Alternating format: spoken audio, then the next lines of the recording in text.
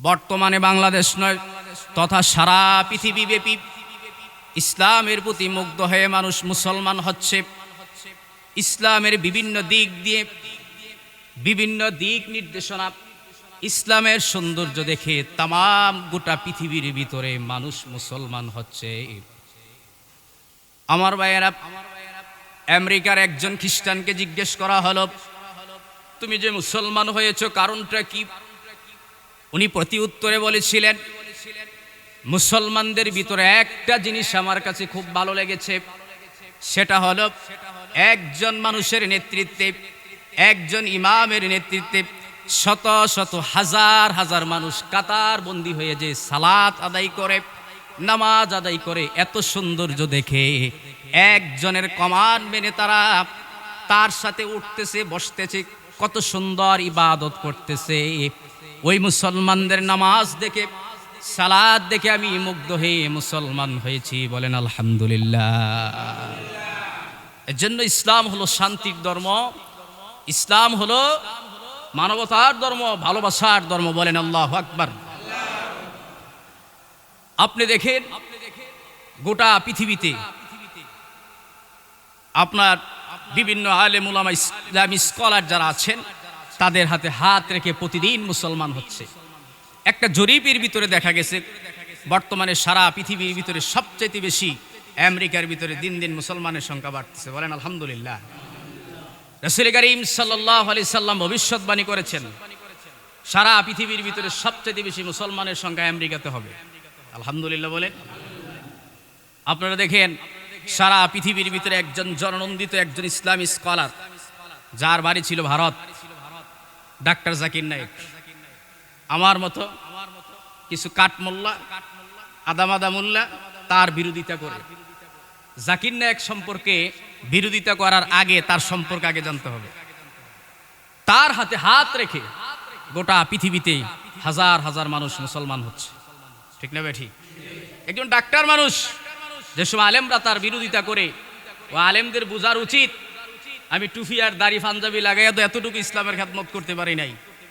তোমরা হুজুররা যেমনি গুতাগুতি লেগে থাও, মাঝখান দিয়ে একজন জেনারেল শিক্ষিতের মাধ্যমে আল্লাহ পাক দিন দিন ইসলামের প্রচার প্রসার বাড়িয়ে দিচ্ছেন। আলহামদুলিল্লাহ। এজন্য আলেম সমাজের লজ্জা লাগা উচিত ওনার যারা বিরোধিতা করে। আপনি দেখেন উনি যখন ভারত ছিলেন, ওনার হাতে হাত রেখে যখন দিন দিন মুসলমানের সংখ্যা বাড়তেছিল, ভারত সরকার তাকে ষড়যন্ত্র করে ভারত থেকে তাড়িয়ে দিল। ঠিক না ঠিক? কিন্তু উনি যেখানে যান সেখানেই তার হাতে হাত রেখে মানুষ মুসলমান হচ্ছে। উপস্থিত বুদ্ধি যেটা প্রশ্ন করে সেটাই উত্তর দেয়। তার কথার ভিতরে কি মাধুর্যতা, কি সুগ্রাণ ছড়াচ্ছে, মানুষ তার কথা শুনে মুসলমান হচ্ছে। শুধু এমনটাই নয়, বাংলাদেশের ভিতরে একজন নন্দিত মুফাসসির ছিলেন, আমাদের কলিজার টুকরা রাহাবার আল্লামা সাইদি রহমাতুল্লাহ আলাইহি। ওনার হাতে হাত রেখে শুধু বাংলাদেশ নয়, গোটা পৃথিবীর ভিতরে ওনার হাতে হাত রেখে কত শত শত মানুষ মুসলমান হয়েছে। শুধু এমনটাই নয়, আল্লামা সাইদি রহমাতুল্লাহ আলাইহি উনি প্রায় 50টা দেশের ভিতরে সফর করেছেন, 50 বছর পর্যন্ত কোরআনের খেদমত করেছেন। ওনার হাতে হাত রেখে কত মানুষ মুসলমান হয়েছে। আল্লাহ পাক তার বান্দাকে নিয়ে নিছেন।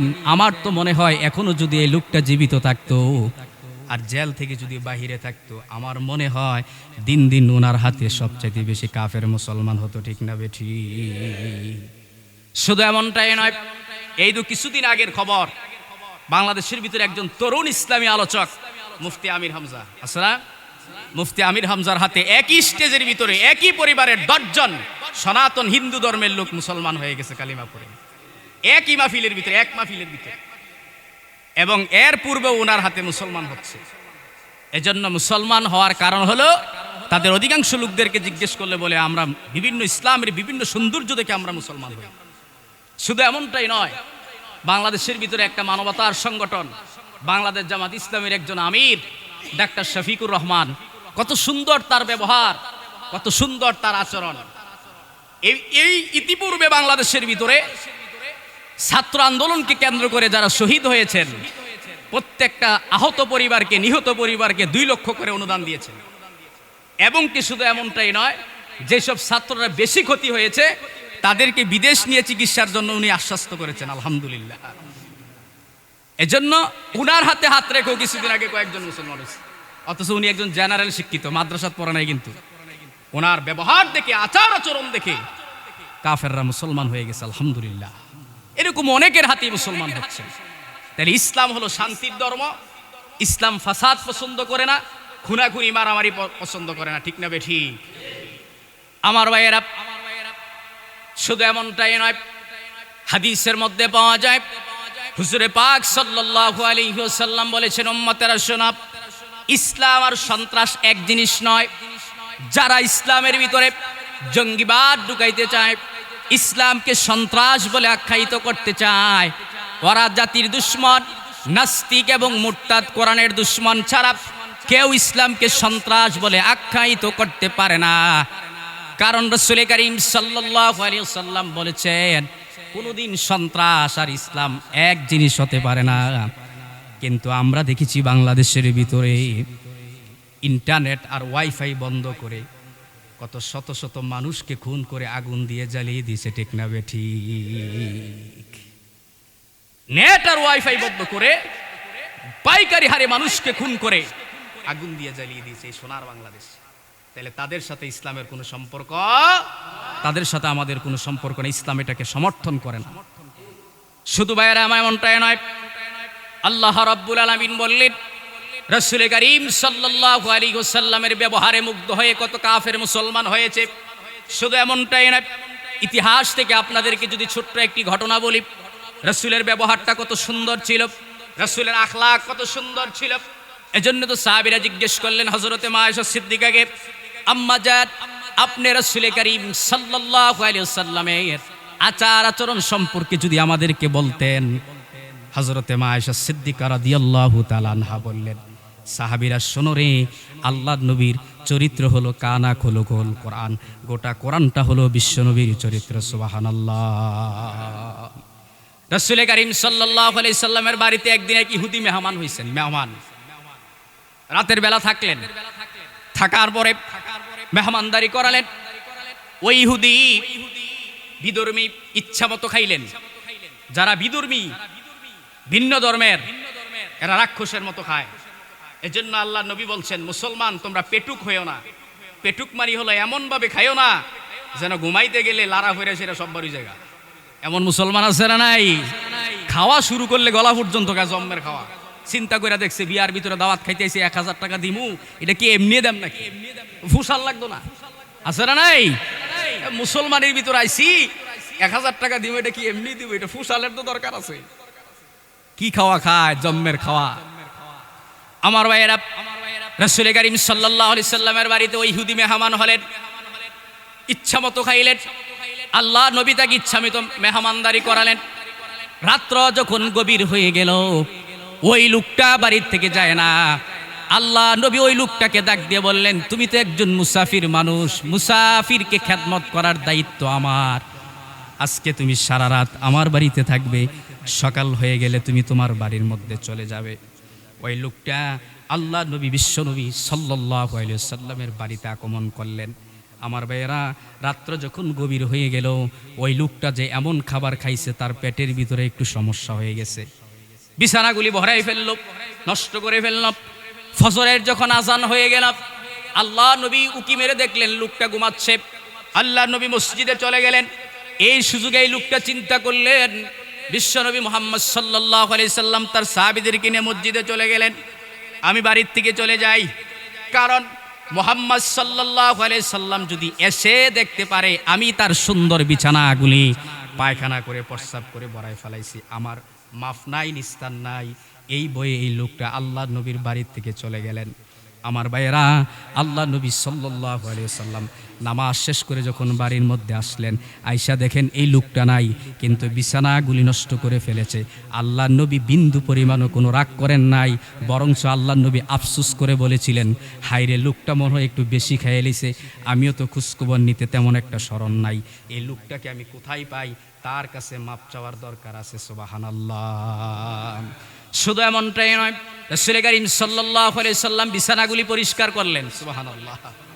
এজন্য রাসূল করিম সাল্লাল্লাহু আলাইহি সাল্লামের ব্যবহারে মুগ্ধ হয়ে কত কাফের ইহুদি খ্রিস্টান মুসলমান হয়েছে। আল্লাহু আকবার। এজন্যই তো আল্লাহ পাক বলছেন লাকাদ কানা লাকুম ফি রাসূলিল্লাহি উসওয়াতুন হাসানাহ, অবশ্যই অবশ্যই আমার রাসূলের মধ্যে রয়েছে তোমাদের জন্য উত্তম আখলাক, আদর্শ। রাসূলের আদর্শ লালন করো। পৃথিবীর কোনো নায়ক গায়িকা, কোনো শিল্পী টিল্পী, কোনো এমপি মন্ত্রী যত কিছুই বলেন, কোনো কিছুকে নিজের আইডল মনে করো না। আইডল যদি বানাইতে হয়, আদর্শ যদি মানতে হয়, মুহাম্মদুর রাসূলুল্লাহর আদর্শ মানো, তুমি দুনিয়া তো শান্তিতে থাকবে, পরকালে আল্লাহ পাকের জান্নাতে যাবে। ঠিক না বে ঠিক? আমার ভাইয়েরা আরেকটু লক্ষ্য করুন, আমাদেরকে আল্লাহ পাক ইসলাম ধর্ম দিয়েছেন।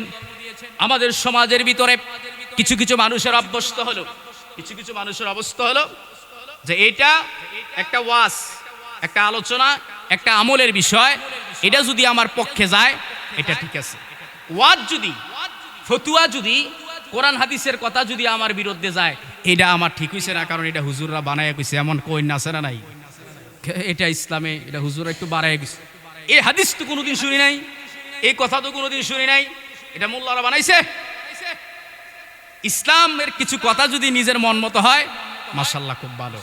আর কথা যদি বিরুদ্ধে যায়, ওয়াজ যদি বিরুদ্ধে যায়, মাশাআল্লাহ আবার অবস্থা খারাপ। এজন্য আল্লাহ পাক কোরআন মাজিদের ভিতরে স্পষ্টভাবে আয়াত নাজিল করে আল্লাহ পাক বলছেন, আল্লাহ রাব্বুল আলামিন বললেন, ইয়া আইয়ুহাল্লাযীনা আমানু দুখুলু ফিস-সিলমি কাফাতান ওয়া লা তাত্তাবিউ খুতুওয়াতিশ শাইতান ইন্নাহু লাকুম আদুউম মুবিন। আল্লাহ রাব্বুল আলামিন বললেন, ঈমানদাররা উদখুলু ফিস-সিলমি কাফা, তোমরা পরিপূর্ণভাবে ইসলামের ভিতরে প্রবেশ করো।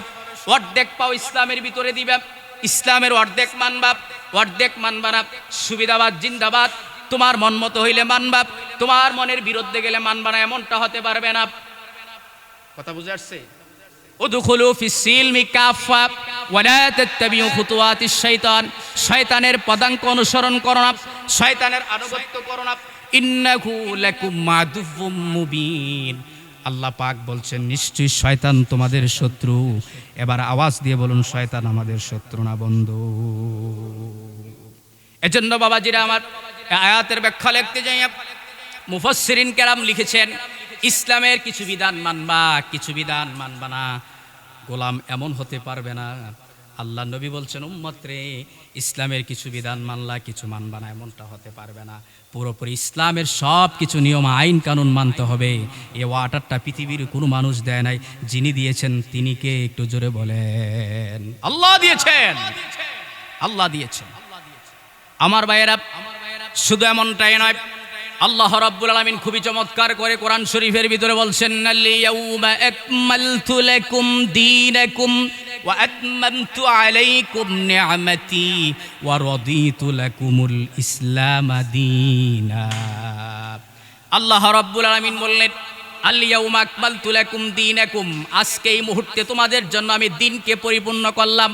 ওয়া নি'মাতি রাদিতু লাকুমুল ইসলাম দীনা, আমি আল্লাহ রাব্বুল আলামিন যতগুলি নিয়ামত বানিয়েছি, সবগুলি নিয়ামত মুহাম্মদুর রাসূলুল্লাহর উম্মতের জন্য পরিপূর্ণ করে দিলাম, এবং জীবন বিধান হিসাবে ইসলামকে আমি আল্লাহ রাব্বুল আলামিন তোমাদের জন্য পরিপূর্ণ করে দিলাম। ইসলামের কিছু অংশ বাদ দিবা, কিছু অংশ মানবা, এটা হতে পারে না। ঠিক না বেঠিক? আমার ভাইয়েরা, মনে করেন আমার হাতের ভিতরে একটা পানির গ্লাস, পরিষ্কার একবার স্বচ্ছ টিউবওয়েলের পানি। এই পানির ভিতরে একজনে আইসা উরসালাইন দিল, খেয়াল করবেন, একজন আইসা ট্যাঙ্ক দিল, একজন আইসা চিনি দিল, একজন আইসা তুমকার দানা দিল, লাস্টিতে যে একটা পণ্ডিত বাকি আছে তে আইয়া লারা দিল। এবার বলেন তো, আওয়াজ দিয়ে এটা কি আছে? হন কথা বলেন, মনোযোগ নেই, আওয়াজ বোঝে না, কি হয়েছে এখন? এটা শরবত। ঠিক তেমনি ভাবে আমাদের সমাজের ভিতরে কিছু লেবাসদারি থেকে শুরু করে, কিছু নাম করা মুসল্লি থেকে শুরু করে, কিছু নামি দামি কিছু মুসল্লি থেকে শুরু করে ইসলামটাকে আমরা শরবত বানাই লাইছি। ঠিক না ঠিক? ইসলামটা শরবত নয়, আপনার নিজের মর্জি মতো নয়। ইসলাম যদি আপনার ভালো না লাগে, আপনি ইসলাম থেকে বহিষ্কার হয়ে যান, কিন্তু ইসলামের কিছু মানবেন, কিছু মানবেন না, এই অধিকার আপনাকে কেউ দেয় নাই। ঠিক না ঠিক? বাংলাদেশের ভিতরে দেখবেন ইসলামকে নিয়ে, রাসূলুল্লাহকে নিয়ে বাড়াবাড়ি করতে করতে আল্লাহর চাইতে তার উপরে মর্যাদা দিয়ে দেয়, এমন আছে না নাই? অথচ পরিষ্কার রাসূল করিম সাল্লাল্লাহু আলাইহি সাল্লাম যখন মদিনাতে আগমন করলেন, তিরমিজি শরীফের হাদিসের মধ্যে আসছে, আল্লাহর নবী বলছেন, সাহাবীরা কবর যতগুলি উঁচা কবর আছে সবগুলি উঁচা কবর ভেঙে সমান করে দাও। সুবহানাল্লাহ বলবেন না? যত রকমের উঁচা কবর আছে, পাকা কবর আছে, সব ভেঙে দাও। পরিষ্কার রাসূলের ঘোষণা ছিল। রাসূল করিম সাল্লাল্লাহু আলাইহি সাল্লামের রওজার ভিতরে যারা আপনারা সালাম দিয়েছেন, মক্কায় গিয়েছেন, মদিনাতে রাসূলের রওজার কাছে গিয়েছেন, ওখানে দাঁড়ানোর কোনো সুযোগ নাই, সেজদা দিবে দূরের কথা, ঠিক না বেঠিক?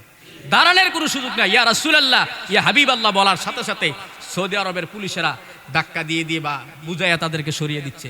দাঁড়ানোরও কোনো সুযোগ নাই, সেজদা দিবেন তো দূরের কথা। যদি সেজদা দেওয়ার যদি অধিকার থাকতো, মুহাম্মদুর রাসূলুল্লাহ রওজার ভিতরে অধিকার থাকতো, ঠিক না বেঠিক?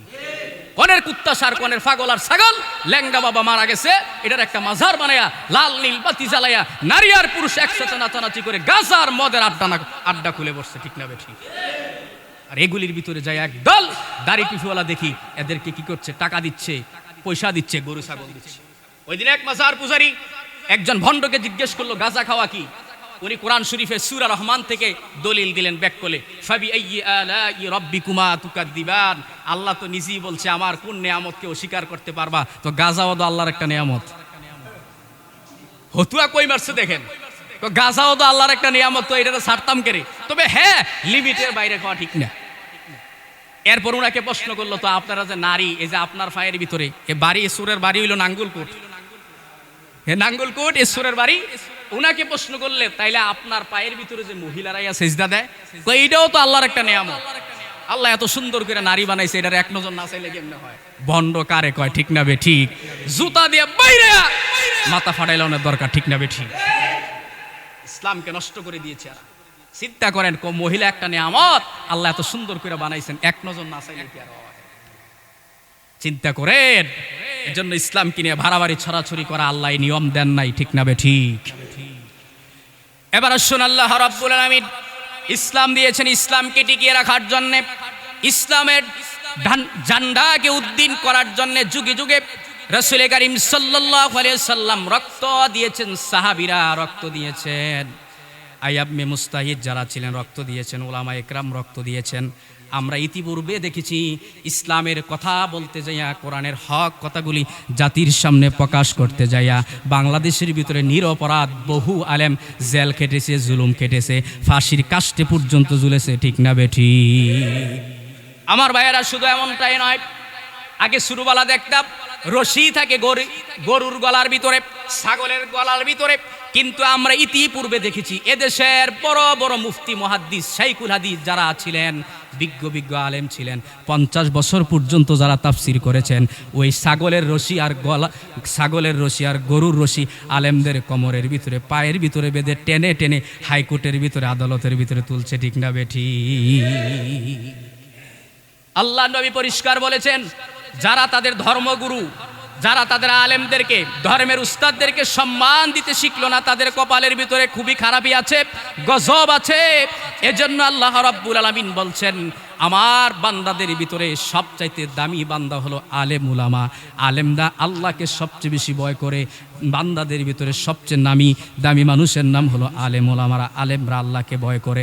এজন্য আল্লাহ পাক বলছেন, উতুল্লিম বাদা যালিকা জানিম, যারা নিরপরাধ আলেমদেরকে তুহমাত দিয়েছে, অপবাদ দিয়েছে, এরা হলো যার সন্তান। সূরা কালামের ভিতরে আল্লাহ বলছেন, উতুল্লিম বাদা যালিকা জানিম, যারা নিরপরাধ আলেমদেরকে ফাঁসির কাস্টে ঝুলিয়েছ, বছরের পর জেলখানার ভিতরে আটকে রেখেছ, এদের জন্মের ঠিক নেই, এরা পিতৃ পরিচীন, যার সন্তান, ঠিক না ঠিক? এজন্য বাবা ছিরা, ইসলামকে টিকিয়ে রাখার জন্য সাহাবীরা রক্ত দিয়েছেন, রাসূলুল্লাহ মাথা ফাটিয়েছেন।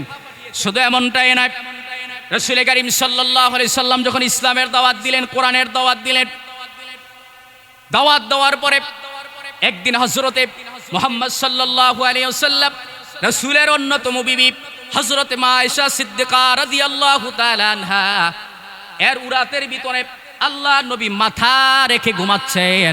আর হযরতে আয়েশা সিদ্দিকা আল্লাহ রসুল সাল্লাল্লাহু আলাইহি সাল্লামের মাথার ভিতরে তেল দিচ্ছেন, গায়ের ভিতরে তেল দিচ্ছেন। হঠাৎ করে হযরতে আয়েশা খেয়াল করে দেখেন আল্লাহ নবীর চেহারার ভিতরে, শরীরের ভিতরে ছোট্ট ছোট্ট কালো কালো গর্ত দেখা যায়, দাগ দেখা যায়। এই দাগগুলি দেখে হযরতে আয়েশা দা করে চোখের পানিগুলি ছেড়ে দিয়ে ডাক দিয়ে বলেন, ইয়া রাসূলুল্লাহ, ইয়া হাবিবাল্লাহ, আপনার শরীরের ভিতরে এইগুলা কিসের দাগ, কিসের কালো ফোঁটাগুলি দেখা যায়? কোনোদিন তো আপনার শরীরের ভিতরে মশা মাছি বসা হারাম ছিল, কোনো দিন আপনার শরীরের ভিতরে একটা গোটাও হয় না, গামাসিও হয় না, এগুলি কিসের দাগ? আল্লাহর নবী হাউমা করে কেঁদে দিয়ে ডাক দিয়ে বলেন, বিবি হে শোনো, আমি যখন তায়েফের ময়দানে কোরআনের দাওয়াত দেওয়ার জন্য, ইসলাম প্রচার করার জন্য আমি গিয়েছিলাম, আমার উম্মতের মধ্য থেকে কিছু মানুষ আমার শরীরের ভিতরে এমনভাবে বৃষ্টির মতো পাথর নিক্ষেপ করেছিল, সেই পাথরের দাগগুলি আজও পর্যন্ত আমার শরীরের ভিতরে আছে। বলেন আল্লাহু আকবার। হযরতে আয়েশা সিদ্দিকা কেঁদে কেঁদে বললেন, ইয়া রাসূলুল্লাহ, ইয়া হাবিবাল্লাহ, আপনার দোয়া তো আল্লাহর দরবারে 100% কবুল হয়ে যায়। আপনি আল্লাহর দরবারে দোয়া করে করে বলুন, আল্লাহ আমার এই গায়ের কালো কালো গর্তগুলি ভালো করে দাও। আল্লাহর নবী মুস্কি হাসি দিয়ে বলেন, আয়েশা রে শুনে রাখো, আমি দোয়া করা লাগবে না, আল্লাহ পাক এভাবেই ভালো করে দিবেন। কিন্তু আমার ভালো করার কোনো দরকার নাই, কারণ আমার এক একটা কালো দাগের বিনিময়ে হাসরের ময়দানে কোটি কোটি উম্মতকে আমি জান্নাতে নিয়ে যাব। সুবহানাল্লাহ। শুধু এমনটাই নয়, যুগে যুগে ইসলামের জন্য, কোরআনের জন্য সাহাবীরা জীবন দিয়েছেন ইসলামকে রক্ষা করার জন্য। আল্লাহ রাব্বুল আলামিন সূরা বাকারার ভিতরে বলছেন, ওয়ালা তাকুলু লিমান ইউকতালু ফি সাবিলিল্লাহি আমওয়াত বাল আহইয়াউ ওয়ালাকিন লা তাশউরুন। আল্লাহ রাব্বুল আলামিন বলছেন, যারা কোরআনের জন্য, ইসলামের জন্য জীবন দিল, তাদেরকে তোমরা মৃত বলো না, তারা শহীদ। কিন্তু দুনিয়ার জমিনের ভিতরে একদল মানুষ তাদেরকে মৃত বলে, তারা মৃত নয়, তারা জীবিত, কারণ তারা মরার পরে আল্লাহর জান্নাতের ভিতরে পাখি হয়ে ঘুরে বেড়ায়। সুবহানাল্লাহ। শুধু এমনটাই না, হাদিসের ভিতরে আছে, প্রতি মুমিন মুসলমান যখন মৃত্যুবরণ করে, এ মানুষের রূহগুলি পাখি হয়ে জান্নাতের গাছের ভিতরে বসে থাকে। যখন কিয়ামত কায়েম হয়ে যাবে, ওই মানুষগুলি, রূহগুলি মানুষের দেহের ভিতরে ঢুকে হাসরের ময়দানে আল্লাহর দরবারে দাঁড়াবে। কিন্তু যারা শহীদ হয়ে যায়, তাদের মৃত্যুগুলি, তাদের রূহগুলি অন্য মুমিনদের তুলনায় একটু বেশি দাম। সুবহানাল্লাহ। শুধু এমনটাই নয়, হুজুরে পাক সাল্লাল্লাহু আলাইহি সাল্লাম বলছেন, পৃথিবীর ভিতরে সবচেয়ে আসানের মউত, সবচেয়ে নিরাপদ মউত, সহজ মৃত্যুর নাম হলো শাহাদাতের মউত। সুবহানাল্লাহ। এজন্য রাসূল কারীম সাল্লাল্লাহু আলাইহি সাল্লাম প্রতি 5 ওয়াক্ত নামাজের পরে আল্লাহর দরবারে দোয়া করতেন, আল্লাহ তুমি আমাকে শাহাদাতের মর্যাদা দান করো। আল্লাহ পাক রব্বুল আলামিন রাসূলের দোয়া কবুল করেছেন। আমি বুখারী শরীফ থেকে আপনাদেরকে একটি দলিল দিচ্ছি। রাসূল কারীম সাল্লাল্লাহু আলাইহি ওয়াসাল্লাম একদিন খাবার খাইতে বসলেন, একজন কাফের আল্লাহ নবীর খাবারের ভিতরে বিষ মিশাইয়া দিয়েছে। আল্লাহ নবী যখন প্রথম লুকমাটা গ্রহণ করলেন, দ্বিতীয় লুকমা যখন মুখের ভিতরে দিবেন, এই মুহূর্তে জিবরাইল বলে, ইয়া রাসূলুল্লাহ, ইয়া হাবিবাল্লাহ, খবরদার দ্বিতীয় লুকমা দিবেন না, কারণ আপনার খাবারের ভিতরে বিদুর্মীরা বিষ মিশাইয়া দিয়েছে, এই খাবারটা খাবেন না। হাদিসের ব্যাখ্যার ভিতরে আসছে, আল্লাহ নবী সাল্লাল্লাহু আলাইহি সাল্লাম পুরোপুরি সুস্থ হন নাই। এই বিষ প্রক্রিয়া থেকেই, এই বিষের যন্ত্রণা থেকে আল্লাহ নবী দুনিয়া থেকে বিদায় হয়ে গিয়েছেন। সুবহানাল্লাহ। এই হাদিস থেকে প্রমাণিত হয় আমাদের নবীও শাহাদাতের মর্যাদা লাভ করেছেন। সুবহানাল্লাহ বলেন। এজন্য সব সময় নামাজের ভিতরে দোয়া করবেন, আল্লাহ আমাকে শাহাদাতের মর্যাদা দান করো। প্রতিটা মুসলমানের অন্তরের ভিতরে এ তামান্না থাকার আছে না, দরকার আছে না নাই? সব সময় দোয়া করবেন, আল্লাহ আমাকে শাহাদাতের মর্যাদা দান করো। মৃত্যুর ভিতরে সবচেয়ে উত্তম আহসানের মৃত্যুর নাম হলো শাহাদাতের মউত। এজন্যই তো আমাদের প্রিয় রাহবার আল্লামা সাঈদী তার জীবনের প্রতিটা মাহফিলের ভিতরে দোয়া করতেন, আল্লাহ তুমি আমাকে শাহাদাতের মর্যাদা দান করো। এজন্য আমরা বিশ্বাস করি আমাদের আল্লামাকে মেরে ফেলা হয়েছে, শাহাদাত বরণ করেছেন। ঠিক না বেঠি? আল্লাহ পাক তাকে জান্নাতের সুউচ্চ মাকাম দান করুন। সারা পৃথিবী তার কত জনপ্রিয়তা ছিল। আওয়ামী লীগ বলেন, বিএনপি বলেন, জামাত বলেন, পৃথিবীর বাংলাদেশের যত দল বলেন, সকল দলের লোকেরা তাকে মহাব্বত করতো। ঠিক না বেঠি? কিন্তু মুখ খুললে অনেকে বলতে পারে নাই। একবারে যারা আওয়ামী লীগ করতেন, যে সাঈদী সাহেবের উপরে ঘৃণা করে, তারাও বিতর্কতভাবে খবর নিয়ে দেখেন রাতের গভীরে আল্লামা সাঈদীর ক্যাসেট শুনতো। ঠিক না বেঠি?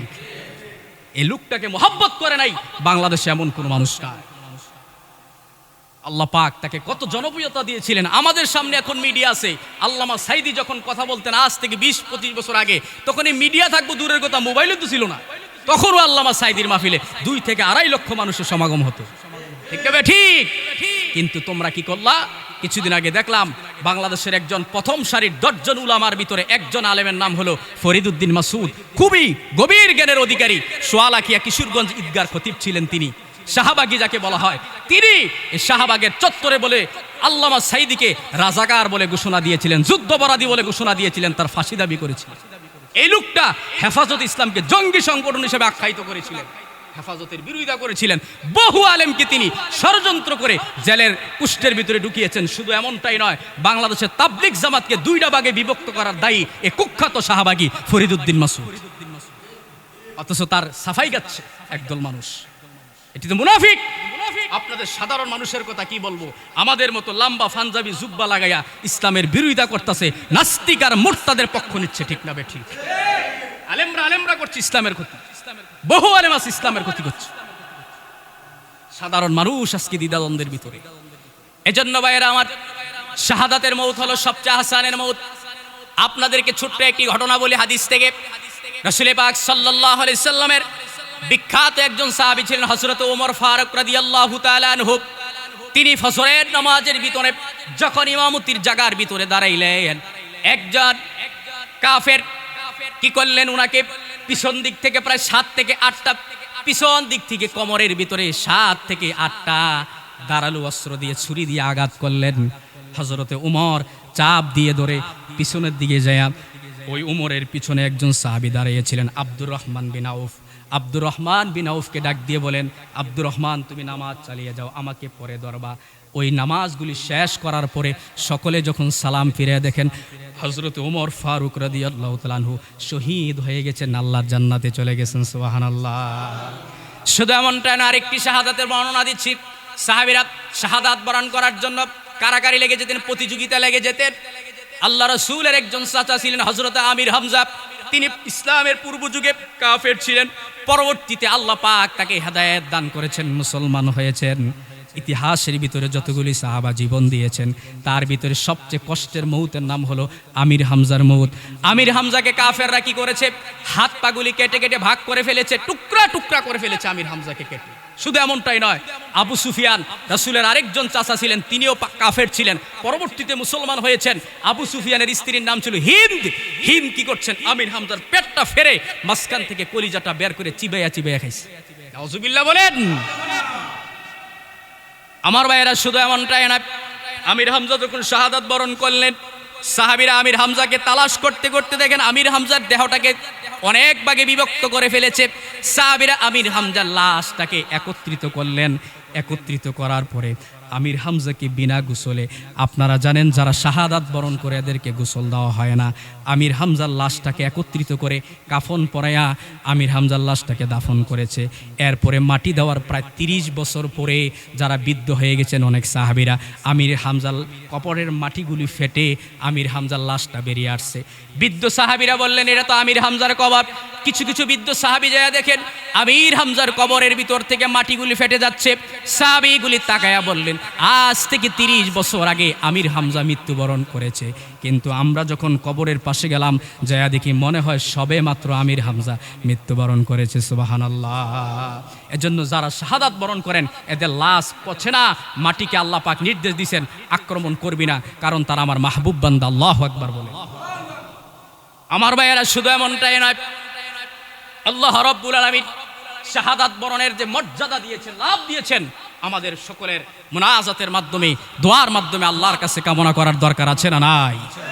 আপনাদেরকে আরেকটি ঘটনা বলি। রাসূল করিম সাল্লাল্লাহু আলাইহি সাল্লামের আরেকজন বিখ্যাত সাহাবী ছিলেন হযরত হানজালা। হানজালার নাম শুনছেন না আপনারা? হানজালা নতুন বিবাহ করেছেন। গোসল করার জন্য যখন পুকুরের পাড়ে যেয়ে দাঁড়াইলেন, গোসলখানার ভিতরে গেলেন, কে জানে মদিনার অলিতে গলিতে শহরের রাস্তাগুলি দিয়ে কে জানি ডেকে ডেকে বলে যায় যুদ্ধের দামামা শুরু হয়ে গেছে, আজকে যদি যুদ্ধের ভিতরে হাজির হতে পারো, যদি শহীদ হতে পারো, আল্লাহ পাক তোমাকে মাহবুব বান্দাদের কাতারে অন্তর্ভুক্ত করবেন, জান্নাত দিবেন। আমির হানজালা আর দেরি করেন নাই, গোসল ছাড়াই নাপাক অবস্থায় দৌড়ে চলে গেলেন যুদ্ধের ময়দানে, শহীদ হয়ে গেলেন। শহীদ হওয়ার পরে হানজালার স্ত্রী দৌড়ে গেলেন আউলা কেশার পাগলের বেশে আল্লাহর নবীর দরবারে দাঁড়িয়ে গেলেন। যা বলেন ইয়া রাসূলুল্লাহ, ইয়া হাবিবাল্লাহ, আমি এসেছি, তুমি কে? আমি হলাম হানজালার স্ত্রী, তুমি এখানে কেন এসেছ? স্বামীকে সময় দাও। ইয়া রাসূলুল্লাহ, ইয়া হাবিবাল্লাহ, আপনি কি জানেন না আজকে সকালে আমার স্বামী যুদ্ধে অংশগ্রহণ করেছে, আপনার সাথে আমার স্বামীর লাশটা খোঁজার জন্য আসছি। আল্লাহ নবী ধা করে চোখের পানিগুলি ছেড়ে দিয়ে সাহাবীদেরকে অর্ডার করলেন, আমির হানজালা লাশটা খুঁজব। হানজালার লাশ খুঁজতে খুঁজতে ময়দানের এক পাশে যাইয়া দেখেন হানজালার লাশটা পড়ে আছে। সাহাবীরা বললেন, ইয়া রাসূলুল্লাহ, ইয়া হাবিবাল্লাহ, আমির হামজা তো নাপাক, তার স্ত্রী থেকে শুনলাম তাকে গোসল দেওয়ার দরকার আছে। আল্লাহ নবী যখন গোসলের জন্য সামনে অগ্রসর হলেন, যায়া দেখেন আমির হামজার দাড়ি আর চুল বেয়ে পানিগুলি গড়ায় গড়ায় পড়তেছে। মনে হচ্ছে কে যেন এইমাত্র গোসলের ব্যবস্থা করে দিয়েছে। সুবহানাল্লাহ। সাথে সাথে আল্লাহ নবীর কাছে জিবরাইল হাজির হলেন, ইয়া রাসূলুল্লাহ, ইয়া হাবিবাল্লাহ, হানজালার গোসলের ব্যবস্থা করার কোনো দরকার নাই। আল্লাহ রাব্বুল আলামিন একদল জান্নাতি ফেরেশতাদের মাধ্যমে হানজালার গোসল করায়া দিয়েছেন, আপনি তাকে জানাজা দিয়ে দাফনের ব্যবস্থা করে দেন। এজন্য আল্লাহ পাক বলছেন, যারা শাহাদাত বরণ করে তারা জান্নাতের পাখি হয়ে ঘুরে বেড়ায়। সুবহানাল্লাহ। শহীদ আমার ভাইয়েরা, আল্লাহ রাব্বুল আলামিন যুগে যুগে ইসলামের জান্ডাকে রক্ষা করার জন্য, এই ইসলামের সঠিক দিন প্রসার টিকে রাখার জন্য, শিরিক আর বিদআত থেকে ইসলামকে রক্ষা করার জন্য আল্লাহ পাক যুগে যুগে কিছু মুজাহিদ প্রেরণ করেছেন। ঠিক না ঠিক? আমরা মাজার ভেঙে ফেলুক এটা বলি না। রাসূল কারীম সাল্লাল্লাহু আলাইহি ওয়াসাল্লাম বলছে, কবর জিয়ারত করা সুন্নাত, জিয়ারত করতে পারো, কিন্তু তুমি কবরকে উঁচা করে পাকা করে ডুল করবারে নারী আর পুরুষ একসাথে নাচানাচি করা, এগুলির তো বিধান নাই। জান্নাতুল বাকিতে 10,000 সাহাবীর কবর আছে, একটা কবরের ভিতর একটা দেয়াল আর ওয়াল নাই। ঠিক না ঠিক? চিহ্ন পর্যন্ত নাই কোনটা কার কবর। আপনি স্বাভাবিকভাবে মাথার কাছে একটা ছোট্ট একটা পিলারের মতো দিয়ে শুধু নাম আর সন লিখতে পারেন, আপনি এটাকে ঘর বানিয়ে এটা একটা ব্যবসার একটা ব্যবস্থা করে লেছেন। বছরে বছরে গরু আইয়ে, লাউ কদু কুমড়া আইয়ে। ঠিক না ঠিক? আর এদেশের মানুষ তো ফিরালি বক্ত বেশি, ফিরালি বক্ত না। এদেশের ভিতরে হক্কানি ফির আছে না নাই? দামতি যান, সরসিনা যান, ফুরফুরা যান, উজানি যান, চরমনাই যান। আমি কোনো ফিরের কোনো বক্তব্য না, মুরিদও না, আমার ইচ্ছাও নাই মুরিদ, কারণ ফিরের নামে বাংলাদেশের ভিতরে সবচেয়ে বন্ডামি চলছে। ঠিক না ঠিক? পীরগুলির নামে সবচাইতে ইসলামের যত খেদমত করছে তার চাইতে বেশি ক্ষতি হয়েছে পীরদের নামে। ইসলামের খেদমত হয়েছে পীরের, আমরা বিশ্বাস করি, কিন্তু ক্ষতি হয়েছে বেশি। কারণ আসল পীরের নামে ভণ্ড পীরের সংখ্যা কম না বেশি? অনেক বেশি। তার ভিতরে মহিলাদের সংখ্যা সবচেয়ে বেশি। এজন্য ইসলামের বহির্ভূত কোনো কাজ করা যাবে না। শিরিক বিদআতের সাথে আমাদের যেন কোনো সম্পর্ক না থাকে। আল্লাহ পাক আমাদেরকে রহম করুন, বলেন আমিন। এবার শুন, আল্লাহ রাব্বুল আলামিন, আল্লাহ রাব্বুল আলামিন শাহাদাতের মর্যাদার আপনার বিধান দিয়েছেন। ভিন্ন দিকে আপনাদেরকে আরেকটি কথা বলি। রাসূল পাক সাল্লাল্লাহু আলাইহি সাল্লাম হাদিসের মধ্যে বলেছেন, ইসলামকে, কোরআনকে যেভাবে তোমরা মহাব্বত করো, ভালোবাসো, দেশকেও মহাব্বত করতে হবে, ভালোবাসতে হবে। ঠিক না ঠিক? আমার ভাইয়েরা, আমাদের দেশের ভিতরে কিছু মানুষ আছে, তারা নিজের দেশের চাইতে ভিন্ন দেশের মহাব্বত কম করে না বেশি করে। ফেসবুকের ভিতরে স্ট্যাটাস দেয়, নিজের দেশের প্রতি মহাব্বতের কোনো খবর নাই, ভিন্ন দেশ লিয়ে টানাটানি। বুখারীর হাদিসের মধ্যে আসছে, আল্লাহ নবী যখন মক্কা থেকে মদিনার ভিতরে রওনা দিলেন, ওয়ার্ডার তো আল্লাহর হিজরত করতে হবে। রাসূল কারীম সাল্লাল্লাহু আলাইহি সাল্লাম বারবার পিছনের দিকে ফিরে ফিরে তাকায় আর চোখের পানিগুলি অজরদারে যাচ্ছে। সাহাবীরা জিজ্ঞেস করলেন, ইয়া রাসূলুল্লাহ, আপনি কাঁদছেন কেন? আল্লাহ রাসূল বলেন, আমি আমার জন্মভূমির জন্য মায়া লাগতেছে। সুবহানাল্লাহ বলেন। আর আপনি নিজের জন্মস্থানকে ভুলে গিয়ে ভিন্ন দেশি কুলাঙ্গার দেশ ভারতের পক্ষ নিচ্ছেন। ঠিক না ঠিক? আছে না নাই? নিজের দেশকে মহাব্বত করুন। ভিন্ন দেশের সাথে সম্পর্ক মানা নাই, কিন্তু মহাব্বত করতে হবে আগে নিজের দেশকে। নিজের দেশকে মহাব্বত করতে হবে, এটাও একটা ইবাদত। বুখারীর হাদিসের মধ্যে আছে, নিজের দেশ, হুব্বুল ওয়াতান, দেশপ্রেম, এটাও একটা ইবাদতের অন্তর্ভুক্ত। সুবহানাল্লাহ বলেন। এজন্য নিজের দেশকে মহাব্বত করতে হবে। এই যে ঢাকা ভার্সিটি বিশাল বড় এরিয়া নিয়ে ঢাকা ভার্সিটি নির্মাণ করেছেন স্যার সলিমুল্লাহ, তৎকালীন সময়ে রবীন্দ্রনাথ ঠাকুর এই ঢাকা বিশ্ববিদ্যালয়ের বিরোধিতা করেছে। বলছে বাংলাদেশের এই মূর্খ দেশের ভিতরে এত বড় বিশ্ববিদ্যালয়ের দরকারটা কি? শুধু এমনটা নয়, তিনি কবিতা ছন্দ আকারে বাংলাদেশের বাঙালি মানুষদেরকে কটূক্তি করেছে, বেয়াজ্জতি করেছে এই রবীন্দ্রনাথ ঠাকুর। আপনারা তো ইতিহাস জানেন না, উনি বিরোধিতা করেছিলেন সর্বপ্রথমে ঢাকা বিশ্ববিদ্যালয়। কিন্তু দেখেন বছরে বছরে ঢাকা বিশ্ববিদ্যালয়ের ভিতরে রবীন্দ্রনাথের নামে অনুষ্ঠান করা হয়, কিন্তু কাজী নজরুল ইসলাম দেশের জন্য কত কিছু করলেন, তার নামে কোনো অনুষ্ঠান আছে না? নাই। কুলাঙ্গার, মুসলমান বিদ্বেষী, আমার দেশের দুশ্মন, তার বিরুদ্ধে লক্ষ লক্ষ টাকা খরচ করে জয়ন্তী পালন করা হয়, উৎসব পালন করা হয়। অর্থাৎ স্যার সলিমুল্লাহ যার জায়গার ভিতরে হাজার হাজার ছাত্র মানুষ হচ্ছে, তার নামে কোনো অনুষ্ঠান নিজের অবদান ভুলে গেলেন। এই জন্য রাসূল সাল্লাল্লাহু আলাইহি ওয়াসাল্লাম বলছেন, যে নিজের অতীতকে ভুলে যায়, নিজের সব কিছুকে ভুলে যায়, তার মতো মানুষ পৃথিবীতে কেউ নাই। তার মতো মানুষ কেউ নাই যে অতীতকে ভুলে যায়, নিজের অস্তিত্বকে ভুলে যায়। সর্বশেষ কথা, আল্লাহ রাব্বুল আলামিন কোরআন মাজিদের ভিতরে বলছেন, ও দুনিয়ার মানুষেরা, আমি আল্লাহ রাব্বুল আলামিন তোমাদেরকে দুনিয়ার জমিনে প্রেরণ করেছি, কিন্তু তোমাদেরকে কিছু কিছু জিনিস দিয়ে আমি আল্লাহ পাক রব্বুল আলামিন পরীক্ষা করব। আল্লাহ রাব্বুল আলামিন বলছেন, ওয়ালা নাবলুওয়ান্নাকুম বিশাইইম মিনাল খাউফি ওয়াল জুই ওয়া নাকসিম মিনাল আমওয়ালি ওয়াল আনফুসি ওয়াথ থামারাত ওয়া বাশশিরিস সাবিরিন। আল্লাহ রাব্বুল আলামিন বললেন, অবশ্যই তোমাদেরকে পরীক্ষা করা হবে 5টা জিনিস দিয়ে। কয়টা জিনিস?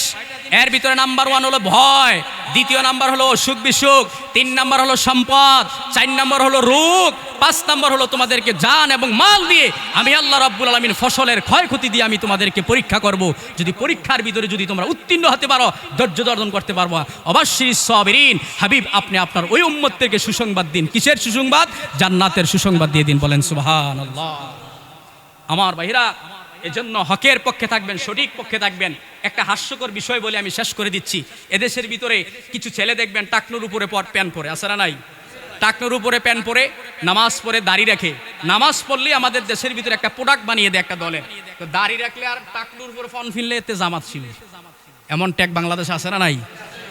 মানে নামাজ পড়লে আর দাড়ি রাখলে, টাকনুর উপরে প্যান্ট পরলেই তে জামাত শিবির। এই জামাত শিবির ট্যাগ দিয়ে আপনার আবরার ফাহাদকে, এরকম অসংখ্য ছাত্রকে তারা দুনিয়া থেকে বিদায় করে দিয়েছে। ঠিক না বে ঠিক?